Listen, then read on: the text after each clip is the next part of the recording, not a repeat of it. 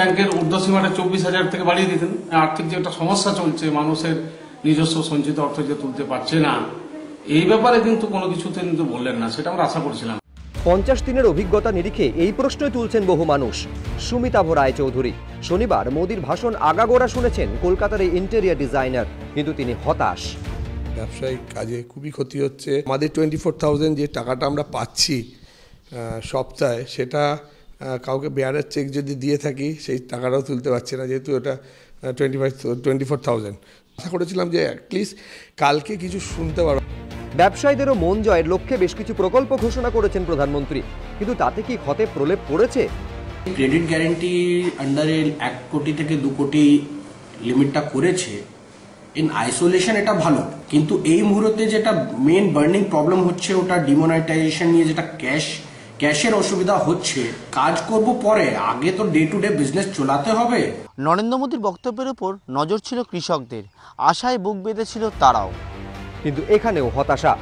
2 মাসের ঋণ মুকুব করছে, কিন্তু ওতে চাষিদের কি হবে? ওটা তো সান্ত্বনা পুরস্কার। যদি উনি আমাদের জন্য ভাবতেন যে 1 বছরের ইন্টারেস্ট মুকুব হবে, তখন না কোনো চিন্তা ভাবনা করা যেত।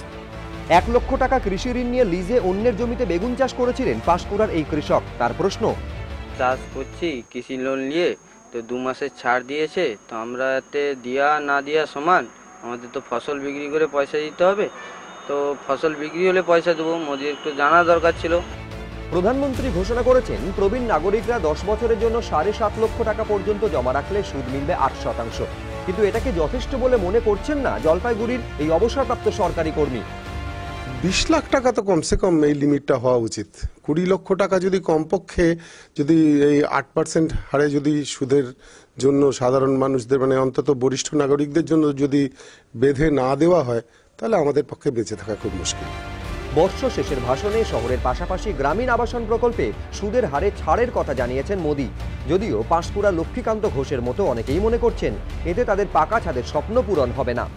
ভেবেছিলাম মাটির বাড়িটা পাকা ঘর করব। মোদি যে ঘোষণাটা করেছে গৃহঋণের পক্ষে 3% ছাড় দেবে, এই 3% ছাড় দিয়ে কি হবে?